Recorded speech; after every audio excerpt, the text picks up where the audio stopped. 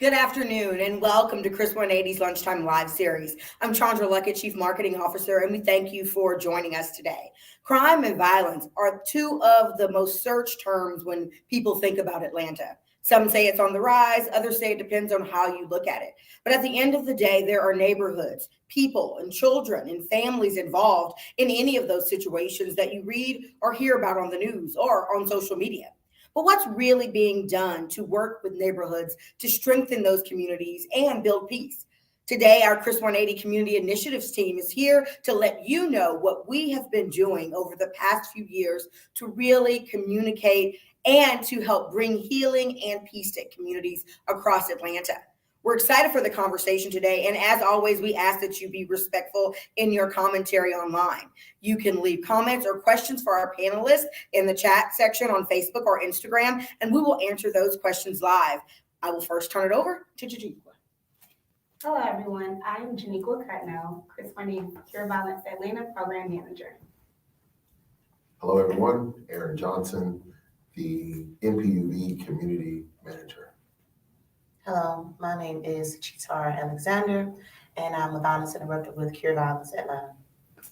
Hello, everyone. My name is Alfred Garner, Director of Zone 3 Community Initiatives, and thank you all for having us today. Today, we're going to talk about our community initiatives and how it relates to the overarching umbrella under Chris 180. When we started this work, a lot was going on in our target area of Neighborhood Planning Unit B. It's a community cluster in the city of Atlanta, Zone 3 area particularly, Mechanicsville, Peoplestown, Capitol Gateway, Pittsburgh, and Deer Park, and Summer Hill. So a lot of homicides, a lot of gun violence was happening in this space, right? So the community made a plan in collaboration with Annie E. Casey Foundation to start creating intervention spaces, healing spaces, and preventative type programs like Cure Violence in Atlanta. So here we are, 2.5 years later, still at the work, creating different healing spaces, reclaiming spaces, and occupying spaces so their residents and stakeholders can feel safe and secure in their own communities. Through this conversation, we're going to talk about our trauma response network, our cure violence programming, community involvement, and we're also going to leave you with some takeaways that you can do inside your community to make sure that you are doing your part in addressing gun violence.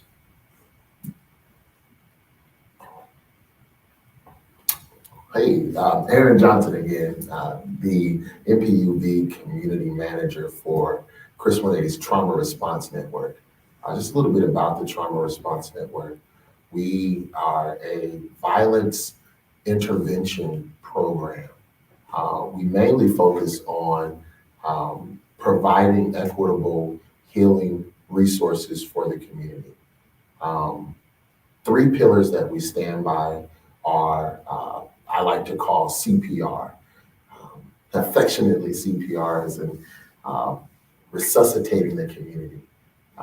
And they are, C stands for collaborative efforts, P stands for partnerships, and R is affectionately 3 different R's, but they are response, referrals, and the last one, I got frozen. Thank you. So anyway, that is the Trauma Response Network in a nutshell, but we work in tandem with Cure Violence Atlanta, which is a violence prevention program, but I'll let Ms. Cutnell go a little bit into Cure Violence Atlanta. Thank you, Aaron. So pretty much like Trauma Response Network, Cure Violence Atlanta has 3 pillars as well. And the 3 pillars that we are built on is first being interrupting and detecting conflict. And what that means is our team is out in the community with their ears and eyes to the streets, being able to identify when there may be the potential for violence, when there may be drivers of violence who need additional support, who need additional services, who need additional resources, and connecting with those individuals to first identify what those conflicts look like, identify who some of the key players may be, and work so that everyone can get a resolution that everyone feels comfortable with, and that keeps everyone safe. And when I say everyone, I don't just mean the parties involved, but also the community, right? Because we are focused on community healing. As Aaron mentioned, TRN is more on the preventative side. I'm sorry, the intervention side. So what he does is come in after an incident takes place. What cure violence does is we want to prevent something from ever occurring. And so this happens because we're out in the community identifying potentially violent situations and working to mitigate them. The second pillar of the model is identifying individuals who may be at the highest risk and treating them. So if you think about a disease or a disorder, if you're going to go to a doctor, the first thing that they're going to do is identify what may be going on with you. And then the second is they're going to come up with this treatment plan for you. And that's pretty much what we do. So we have a team of outreach workers who function as case managers, and they do intensive case management services with our young people and with individuals in the community. And that looks like routine follow-ups, routine visits with them, taking them out of their environment, exposing them to new activities, new events, letting them see things outside of their community, and assessing to make sure that they've got their needs met, whatever those needs look like. So if it's housing, if it's legal support, if it's advocacy with probation or parole, if they need some mental health support, we pretty much create this individualized plan for them, customized to meet their needs. It's not one size fits all. We don't take a cookie cutter approach at all. Everything is tailored to this specific young person's needs.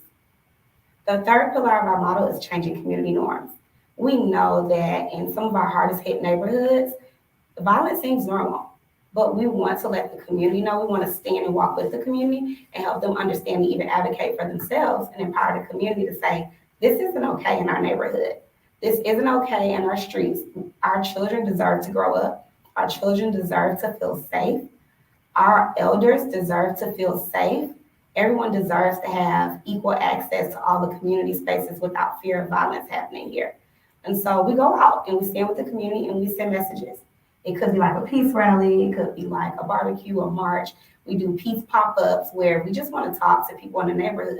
We just show up. We knock on doors. We're going door to door. If there's an event that happens in the community and say, hey, we heard something happening in the neighborhood. We just want to let you know that we're here to support you.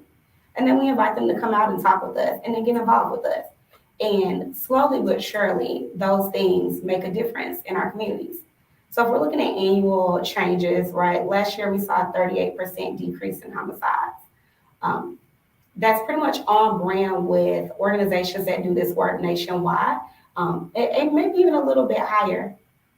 So we've seen that by implementing this program and implementing this model that we can be effective as long as we have folks on our team who are doing the work. What that looks like is building relationships in the community, that is advocating for our young people, being credible, being folks that the community trusts and are willing to get to know. So I will pass over to Ms. Chitara so that she can tell you a little bit more about what she does. Thank you, Ms. Cutler. As stated, my name is Chitara. Everyone calls me Chi out in our neighborhoods. I am a violence interrupter. And I know you may look at that and be like, what is a violence interrupter? Basically, I am a conflict resolutionist. So what it looks like for me on a day-to-day is I'm out in the neighborhoods that we service every day. The way that we de-escalate issues that go on in the neighborhood, or we have credibility. How do you gain credibility? You build relationships with the individuals in these neighborhoods. So that may look like me coming to come stand on the corner with you, sitting at the gas station, coming out into the neighborhood, going to the local events, participating so people see that you're out there. It's a level of empathy that is involved in the work that we do. In building, fostering these relationships, it gives access to people and gains their trust. It makes them feel comfortable coming to us to talk about situations that you normally probably would not talk to people about. A lot of times in our neighborhoods that we service, people don't feel comfortable going to law enforcement about issues because they are not trusted. So it's important for me with my work and my safety to make sure that I am credible. That's a very big part of my work. And in the process of de-escalating these situations, you get the parties involved because we don't deal with groups. We don't deal with gangs. We don't call anything gangs. We deal with groups, individuals. We get individuals together and we have these hard conversations. And whether it's with one individual or all of the individuals as a whole, we de-escalate these situations. We also make sure that we follow up, because it's easy to come into a situation and just be like, okay, we solved it and think that it's over. No, we continue to build and foster these relationships because we're there. We're always there. You can always call on us any time of night. It's not really a 9 to 5 job for us. We're out at all hours. We get calls throughout the night, and we're there. And we try to be a staple in our communities. So I think there are some common themes within this: relationships and non-traditional service delivery, even down to our schedules, right, 2 to 10, 2 to 11. We work on Saturdays. We have non-traditional hours, and that's so that we can be available to the community and our program participants. Talk to us about truly, because it's a special situation that we have here. Working at Chris 180 gives you a different lens in terms of being trauma informed, right? So Aaron, I want you to talk more about the intervention piece to the gun violence that we see in the community and how important reclaiming those spaces are, in addition to what happens on the prevention side with Cure Violence Atlanta. Well, Alfred, that's a really good direction for us to go in when we're talking about reclaiming space and the impact of trauma on communities. One thing that has become very apparent is that a trauma response to gun violence is oftentimes avoidance, and avoiding the area in which a crime has happened, specifically a violent crime. And one way that communities can combat this particular trauma response, rather, is to reclaim the space. And reclaiming the space means that we will change the feelings and the emotion around the space from something that is once negative to something more positive. Earlier, Ms. Cutno mentioned how we may have a peace walk to reclaim space, or we may have a visual to reclaim space, or we may just have a party just to make the space that was once a space of destruction and pain to one that we can call our own, that we can start to love. I think that it's really important for us to really explain what trauma-informed really is as well, which is a term that gets thrown across. Right now, it's really being utilized a lot, but in order to become trauma-informed, I believe there are a few steps to get there. And the Trauma Response Network takes those steps very, very seriously. And with reclaiming space, it aligns with the awareness part of trauma. So on the road to trauma informed, you must be trauma aware first, and then trauma sensitive, and then trauma responsive, and then trauma informed. When the community can become more trauma aware, we can start to reclaim space naturally. We can start to have some bi-directional transfer of information between agencies. We can start to move in a more trauma-sensitive manner, which in turn can lead to a reduction in gun violence. So we're in a space right now where community involvement is really, really important. Ms. Cutno mentioned earlier about the reduction in crime that we was able to see last year, but by no means get it twisted. Relationships, partnerships, formalized partnerships specifically through MOUs create spaces where we can provide warm handoffs and have those relationships to meet our program participants' needs and their family systems' needs. In terms of community involvement, we wanted to kind of create a space to do something real non-traditional in terms of how we continue to get those numbers to decrease. Um, the brilliant mind of Mr. Aaron Johnson has come up with the slogan that you see on our shirts called "Peace is a Verb." Peace is a verb. We give him a really, really hard time with it, but it really, really makes sense. It really makes sense in terms of getting community buy-in to look at what does it truly mean to say peace? What does that mean? The action behind that. Ms. Cutno, if you don't mind, talk to the community involvement side of the action behind peace. Thank you, Alfred. And again, we love Aaron's slogan, "Peace is a verb," because when you think about if you want to set an affirmation, right, and if you want to say we're going to have a nonviolent community, we are going to have a community that is at 0% homicides, right? You have to take that from just a thought and how do you make it an action? And it is. So you think about tangibles and things that you can actually do, the folks in the community can actually do, the folks who work for you, like your community leaders, what they do and what that piece looks like. A verb is action. It is being responsible for yourself and what you see around you. It's taking ownership of your community. It is making sure that it's clean, it's free from debris. There is something called the broken window theory. And what the broken window theory says is that once there's a broken window in the community, then the likelihood for crime is going to increase. There's going to be a broken window, and there's going to be more litter. There's going to be cars with flat tires that are left on the side of the road, and the community is going to take a turn. And it all started from this one broken window. But if we ensure that there are no broken windows, then we'll see that negative change not happen and that the positive will actually increase. Doing peace, right? Making peace a verb actually looks like showing up in the community. There are going to be events. There are going to be places for you to have a voice. There are going to be places for you to step up. There are kids in the community who need the support of the adults in the community. Identifying your lane. Not everything is for everyone, right? But there can be ways and there can be spaces for you to step in and step up.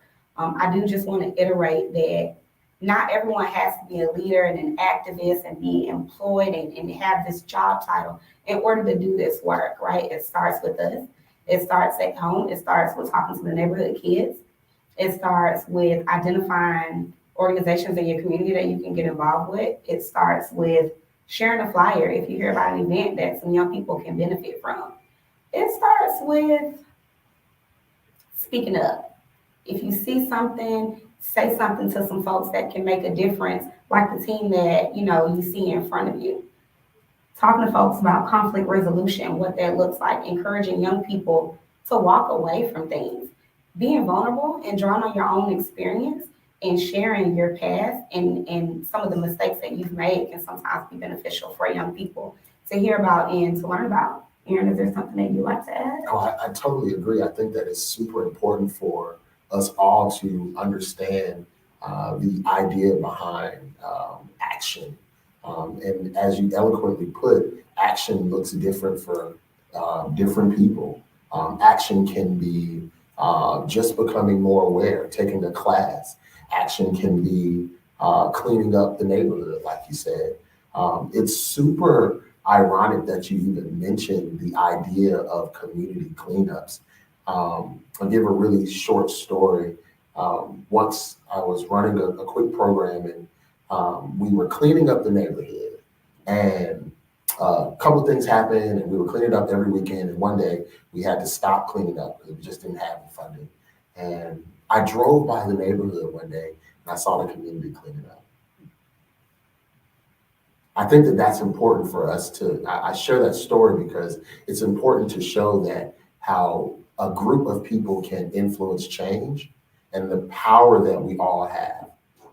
So collectively with community initiatives, what I am most excited and proud of is the fact that we are empowering the community to not only be resilient, but the community to really own peace. Absolutely. As we always say, right, we're working with the community, right? We're not coming in the community telling them what they should do, what their community should look like.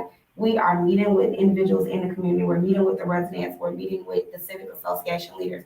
And we're also meeting with some of the leaders who don't gain access to some of those tables, right? We've got some community leaders with a lot of influence in our neighborhoods who just don't sit at the civic association meetings, who won't go to the town halls, who don't engage in any of that, but they're important people because they have a voice and they have influence and they can help us affect the change that we want to see. Agreed. So I'm gonna jump in real quick, and this is a question I think, Alfred, you can kind of lead us on, and I know your feelings on this, but I think it's important for the public to hear it. So do these programs work in conjunction at all with police in areas? What is their relationship with law enforcement? Is there one? I think that it's important to understand that a non-policing program and a policing program has to coexist in the same space, right? There's a certain level of respect that they do their job, we do ours. In Zone 3 with the Atlanta Police Department, we have an understanding, at the top on the commander level that kind of drizzles down to the bottom, to the street, the beat officers. Now, is that transferred to everybody? Not quite, because, law enforcement are trained to be law enforcement officers, right? So we have to coexist in the same space. Our office is in Zone 3. We're located at 1700 Lakewood. But I think we still have some work to go, right? So they truly understand that there's a line between non-policing programs and policing programs, that you need something like that. You need for people to have an option for things that's not necessarily police related. The city of Atlanta is doing a great job of creating a system that's for non-emergency type of calls, right? Because you have residents with behavioral health challenges, you have domestic violence situations that's happening in our community where, they're not necessarily trying to call the police. But I think it's truly important to understand that we are not a policing program. Some of our young people wouldn't even come to us if we weren't a policing program. So there's some balance there. And, we have to make sure that there's a clear line. I just want to add to that. We've seen a change in our communities where some folks in the community will ordinarily call the police when there's a suspicion of crime or young folks who may need an intervention. And what's happened is that they're contacting Cure Violence. And they're saying, hey, we've seen this young person in the neighborhood. We want y'all to get with him. We need y'all to connect with him. He needs your program. And I think that's a true testament to the work that we do and the effectiveness of us being a non-policing program.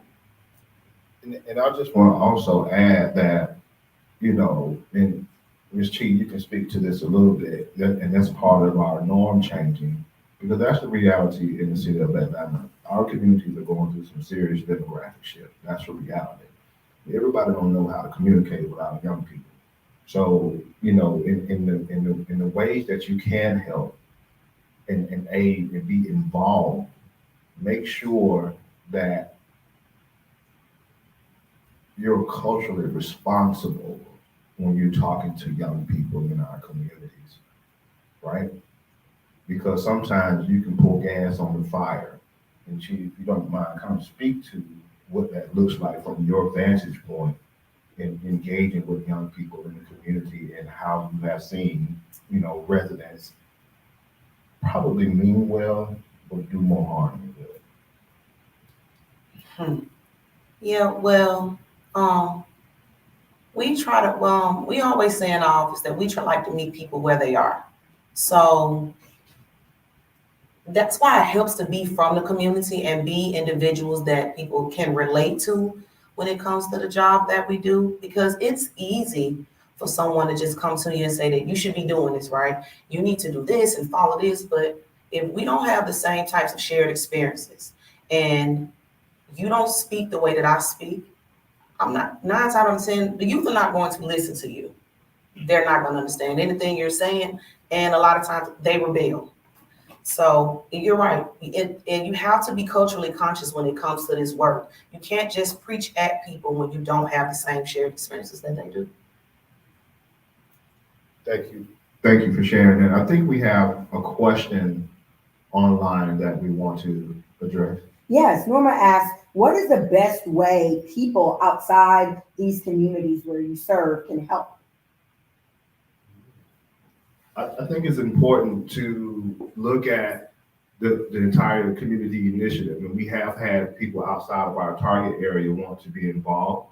I think that we can provide the information to, one, be engaged in a trauma response training that Erin facilitates. Definitely get our information in the chat where we can reach out and schedule some time to have some preliminary conversations, but ultimately to have the trauma response training. I think that's the baseline first, to have that so that we can tap into some of those trauma concerns that we want you to be equipped with. And at that point, we can have some deeper conversations around what it looks like to be on the preventative side in your community. What does that look like?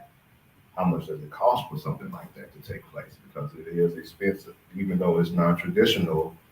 And the wave is catching on for cities to tap into, these type of prevention services and to be connected with trauma-based hospitals as well. So that's a big part of it. So I think the starting point to answer your question is we need to get you trained up. And the best way to do that is to sign up for trauma response training. And if I might add, something that Ms. Cutno said earlier was beautiful. You don't have to have these job titles or anything like this to do this work. So I know that Trauma Response has an entire network of volunteers, and Cure Violence does as well. And we utilize the events that we have when there's something that goes on in the community, whether it's to respond afterwards to a traumatic event and do a rally or a vigil or anything. But you don't have to be in the community, the said community that we work in, to come out and volunteer, because you can take the things that you learn working with us in these communities back into your own and champion it by learning the things that we are doing, bring it back into your community. And you can be a part of the change and force that change and change the behavior and social norms in your own community as well. Just to add really quickly, support can look different, right? Just depending on your capacity, your ability, your time commitment. Simple things like sharing a flyer or going out to help canvas and knock on doors and, check on families with the Trauma Response Network to make sure everyone is okay. Those are things that can all be done. A flyer can be posted from the comfort of your own home. You can share the word. You can share the link to this Lunchtime Live and inform folks of the work that we're doing here. You can read up about us. You can educate folks on who we are and what we do and the value of this work and why it's so critical and why it's so important. Oh.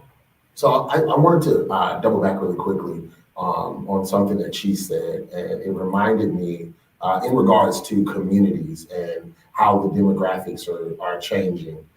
There's something that Dr. Dan Siegler said. He said that in order to drive change, you must first connect and then redirect. This is something that we go deeper into with the Trauma Response Network training. But I think it's just super important that if you want to get involved, that you are intentional about becoming trauma aware so that you can challenge your own biases and you can challenge your own conversation to impact change. Just want to throw that out there. So this conversation could go on for much longer, and there are lots of questions people want to ask, but I'm going to ask each of you as we close to answer this question. What makes working in community your calling for right now? Why do you do this work? So we'll start with Ms. Cutno. So this it's always a loaded question because I can answer it so many different ways. My lived experiences, some of the things that I've seen, some of the things that I've been through, I really draw on when it comes to my reason for being here. But I'd say the top is that I'm a mother of a Black boy, and he deserves to stay alive. He deserves to be able to navigate communities and be safe. And when I think of my son and I see other boys in this community, and girls as well, but I think of my children with my son, and I think of my nieces and my nephews and all the kids that I've kind of claimed as my own, right? And I see them and all these other kids in the community, and I think about the fact that they deserve to grow up, and they deserve to grow old, and they deserve to be safe. So that's why I'm here. That was good. Hard to come after that. So the reason that I do this work is because I believe in putting action behind gratitude. I have been afforded many opportunities. I have made many mistakes in my life. And to show thanks for just being able to be here, I show my thanks through action. So giving back to the community, advocating for those who are unable to advocate for themselves.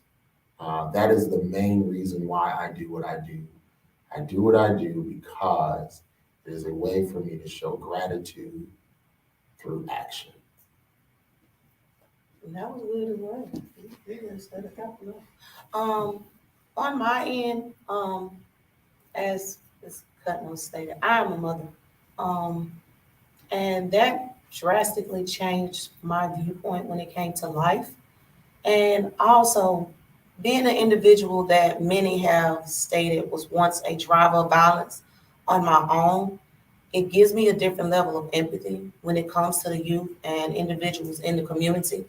I like my life. I've made it a testament of my life to come back in and repair the communities that I have once caused destruction to. It's a little different for me. For me, it was a calling for me. It literally was a calling I wasn't looking for. I've always worked with the highest risk youth, the youth that no one wants to work with, the youth that kind of been thrown to the side and forgotten about. For me, it's more so the spiritual calling. And the other part of it is like my favorite part of it, and I've said this before, there's no other platform that allows people with lived experience to aid in the change that they want to see. So that's the most exciting part about my job is, providing opportunities for people to put back into their community, put positive energy back into their community, aid in the change that we all ultimately want to see. And your lived experiences is the prerequisite for just that. So that's the highlight ultimately for me. And outside of that comes those data points that we talked about earlier, that outcome that you want to see in the change of homicides in our target area. Wow, what a way to end this really impactful session. I feel so lucky that I get to work with each of these individuals every day. And as Shaniqua said, we all have to do our part to ensure that there are no broken windows in our communities. And it starts with us. It starts by you listening to this conversation today, sharing it on your social media networks or an email, tagging someone who needs to hear the conversation, being involved. It could be sharing a flyer, sharing some work that we do, sharing a news story that these teams are featured in. But it involves each one of us to help build stronger communities that we all can be proud to live and work and play in each day. Another great way to help Chris 180 and the work that the Trauma Response Network teams and the Cure Violence Atlanta Network team does is to give. $5 can help a child who needs assistance, or $10 or $100. It all starts with you. And what can you give? And how can you contribute if you don't live in these communities? Give what you can of your time, of your talents, of the networks that you all possess. We thank you for being a part of this conversation. You can learn more about these programs on our website at chris180.org, and we look forward to seeing you next month.